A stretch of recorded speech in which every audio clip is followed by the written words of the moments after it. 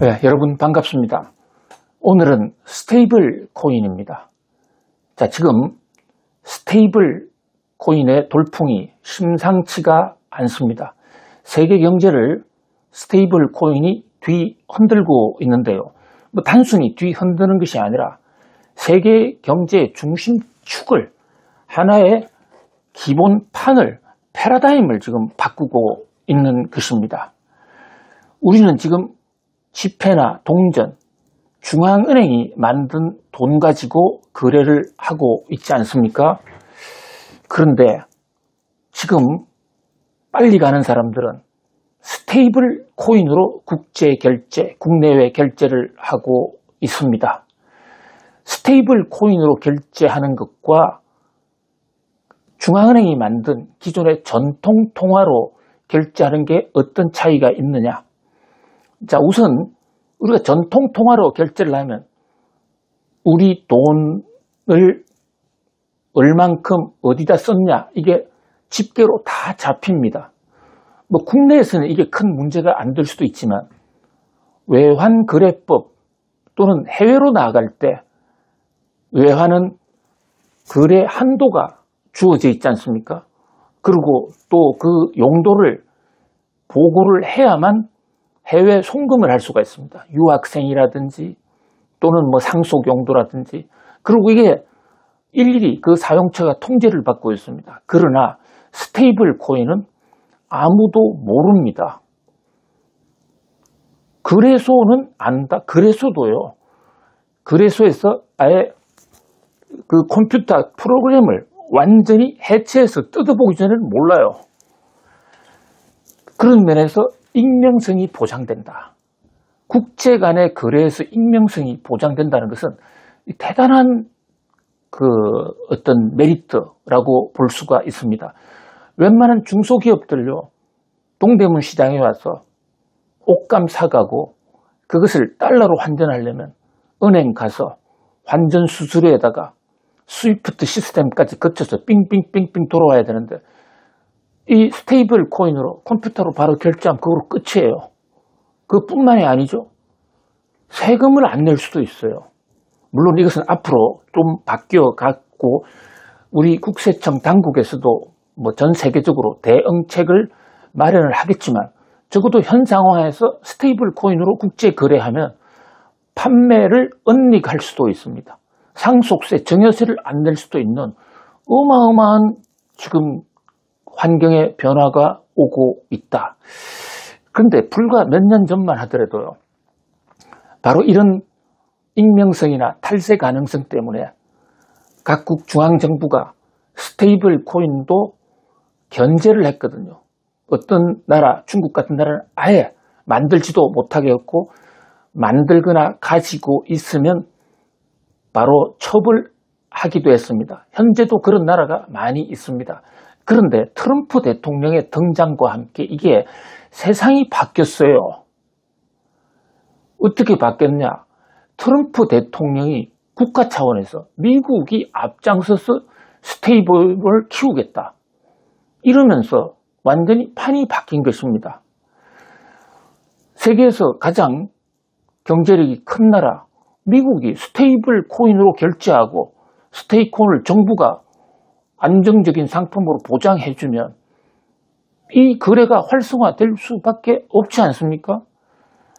그런 면에서 미국이 스테이블 코인을 육성하고 합법화한다면 우리도 빨리 대책을 세워야 되는 것이 아닌가. 그런 면에서 정책적으로도 지금 상당히 심각한 과도기에 있다. 이렇게 볼 수 있는 것입니다. 그렇다면 트럼프 대통령은 왜 느닷없이 스테이블 코인에 필이 꽂혔느냐? 트럼프 대통령 일기 때만 하더라도요. 가상화폐는 모두 사기다. 사기에 악용될 수 있는 것이니까 그건 사회악이다 라고까지 얘기를 했거든요. 그런 트럼프 대통령이 2기에 와서 비트코인 등 가상화폐를 미국의 중점 산업으로 키우겠다. 미국을 가상화폐 수도로 만들겠다. 이렇게 생각이 지금 완전히 바뀌었습니다.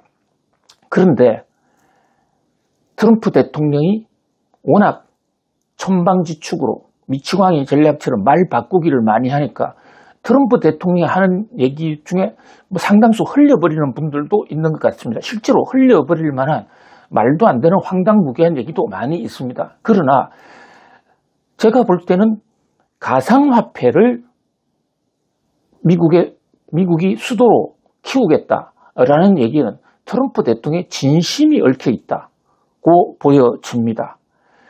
단순한 선거 전략이나 일시 호기심이 아니라는 것이죠. 왜냐하면 미국의 가장 큰 아픈 손가락, 미국은 재정 적자국입니다. 적자가 많아요. 그 적자 때문에 나라가 망할지도 모릅니다. 국가 부채가 35조 달러가 넘어가는데요. 우리나라 20년 예산치예요. 그러니까 우리나라 20년 예산치를 한 푼도 안 쓰고 모아도 미국의 국가 부채를 다 갚을 수 없을 정도로 미국의 부채가 많다. 자, 부채는 빚을 낳지 않습니까? 현재 35조 달러 이상이 빚으로 나가 있는데 그 공돈으로 빌린 거 아니잖아요. 이자 줘야 되잖아요. 대부분 국채인데요. 국채 이자가 있잖아요. 그 국채 이자를 갚으려고 하면 그것도 또 빚을 내야 되거든요. 미국 정부가 빚을 낼 수 있는 방법은 몇 가지 없습니다. 중앙은행에 차입할 수 있지만 그것은 매우 일시적이고요. 근본적으로는 국채를 팔아야 되는데 국채 파는 물량이 계속 많아지면 국채 금리가 오르거든요. 미국 금리가 잘 안 떨어지는 바로 핵심적인 이 마의 함정이 바로 미국이 계속해서 국채를 팔아야 되기 때문에 미국은 올해도 엄청난 양의 국채를 팔아야 됩니다. 그런데 중국이 국채를 잘 안 사주고 있습니다.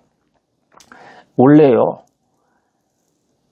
IMF 체제에서 달러를 기축통화로 할 때 달러를 기축통화로 하면 미국은 좀 적자를 보게 되어 있습니다. 그래서 풀려나간 돈, 그 달러를 무역 흑자국이 미국의 국채를 사주는 방식으로 그러면 달러가 다시 미국으로 돌아와서 세계 경제가 돌아갑니다. 그런데 이 선순환의 고리가 지금 막혀버렸습니다. 그 선순환의 고리를 꽤 부순 사람은 트럼프죠. 트럼프 일기 때 중국과 미중 무역 전쟁을 하다 보니까 시진핑의 중국, 아니 우리가 미국 국채를 사줬는데 물론 공짜로 산 거 아니죠. 이자 받고 사줬긴 했지만 중국도 우리도 무기를 가져야 되겠다 그러면서 미국 국채를 조금씩 줄였던 겁니다. 그렇게 되다 보니까 지금 미국 국채 보유량이 중국은 10년 만에 반이나 줄어들었습니다. 일본이 좀 늘어나긴 했는데 세계에서 가장 많은 무역 흑자를 보고 있는 나라가 중국 아닙니까? 그 중국이 미국 국채 안 사주니까 미국 국채 팔리기가 어렵게 됐고 미국 금리가 안 떨어지는 거예요. 금리가 계속 높고 또 금리만 높은 게 아니라 자칫 잘못하면 미국 국채를 팔지 못하게 될 수도 있습니다. 미국 국채를 못 판다? 그럼 미국이 유동성 부족으로 인해서 미국이 줄 돈을 못 주게 됩니다. 그게 바로 국가 부도잖아요. 국가 부도도 올 수가 있고 실제로 무디스라든지 S&P 글로벌 같은 신용평가 회사에서는 미국의 국채가 잔고가 얼마냐 또 국채를 얼마나 발행해야 되느냐 그 발행 대기 물량을 보고 미국의 지금 국가 신용 등급을 조정하고 있습니다.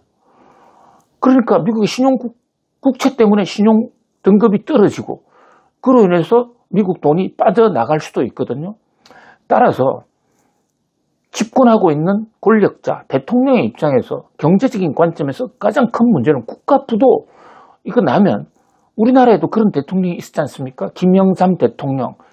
개혁도 많이 하고 혁신도 많이 했지만 재임 시절에 국가 부도를 맞아서 완전히 폭망해버린 그런 경험이 있지 않습니까? 정치적인 얘기하려고 하는 게 아닙니다. 그 김영삼 대통령의 경제적 정책에 대해서는 본인도 할 말이 없어져 버렸지 않습니까? 그런 관점에서 트럼프 대통령도, 아니 트럼프가 아닌 어느 대통령도 미국이 국가 부도 상황으로 가는 것을 원치 않을 것이고 그런 각도에서는 국채를 팔 수 있는 안정적인 기반을 만들어야 될 거 아니겠습니까? 중국도 안 사준다? 그랬을 때 국채를 살 수 있는 데가 어디냐? 바로 스테이블 코인이라는 겁니다. 스테이블 코인. 스테이블 코인이요. 왜 가격이 잘 안 변하는 안정적인 스테이블 코인이 됐느냐를 좀 뜯어볼 필요가 있습니다. 지금 테드라든지 뭐 리플의 루시드 같은 회사들이 이른바 지금 스테이블 코인을 운영을 하는데요. 자, 스테이블 코인에도 두 개가 있습니다. 두 개. 하나는 알고리즘형 스테이블 코인. 이게 우리 권도형 씨 사고를 치고 사실상 지금 폭망한 그 테드라 루나, 테라하고 루나죠. 테드가 아니고 테라 루나. 이것은 알고리즘을 통해서, 그러니까 수학적 계산 방법을 통해서 가격이 변동하지 않겠다라고 한 건데, 이게 일단 실패를 한 겁니다. 가격이 떨어져 버렸어요. 변동을 해버리다 보니까 가격 안정성을 믿고 투자했던 사람들 쪽박을 차고 있다고요. 그래서 현재 상황에서는, 앞으로는 모르지만 알고리즘형 스테이블 코인은 트럼프 대통령은 이것을 스테이블 코인으로 보고 있지도 않아요. 그래서 스테이블 코인이 뜬다 했을 때 알고리즘 스테이블 코인은 아니다. 적어도 트럼프의 관점에서는. 그거를 오늘 좀 중점적으로 새길 필요가 있고요. 그래서 스테이블을 무조건 살 게 아니라 이것이 알고리즘형이냐 아니면 트럼프형이냐. 트럼프형의 스테이블 코인은 뭐냐면 미국 국채를 사라는 겁니다. 스테이블 코인이 가격을 안정적으로 유지할 수 있는 요인 중에 하나가, 스테이블 코인을 100만 개를 발행한다면 그 100만 개에 해당하는 금액만큼을 미국 국채를 사서 또는 달러를 사서 그만큼을 은행에 디포짓을 해놓거든요. 그러면 무슨 문제가 생길 때 은행에서 돈을 주면 되잖아요. 그러니까 그 스테이블 코인은 가격이 변동하지 잘 않는 겁니다.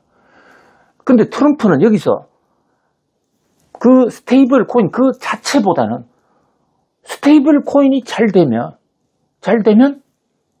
미국 국채를 많이 사가겠네? 그럼 국채 팔로가 트이는 거잖아요. 그래서 여기에 필이 꽂힌 겁니다. 그런데 지금 이 스테이블 코인에도 몇 가지 문제가 있어요. 현재 발행되어 있는 테드라든지 이런 곳이 과연 자기들이 공시한 것처럼 충분한 양의 미국 국채를 보유하고 있느냐, 혹시 이거 통계를 속인 게 없느냐, 바로 이런 대목 때문에 지금 완전히 정상화에 올라가지는 못하고 있거든요.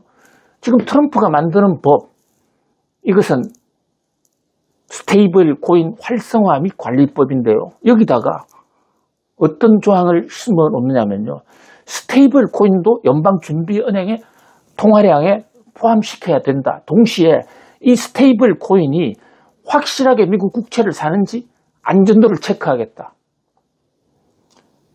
또 미국 국채가 아닌 다른 나라 화폐나 국채를 산 경우도 있거든요.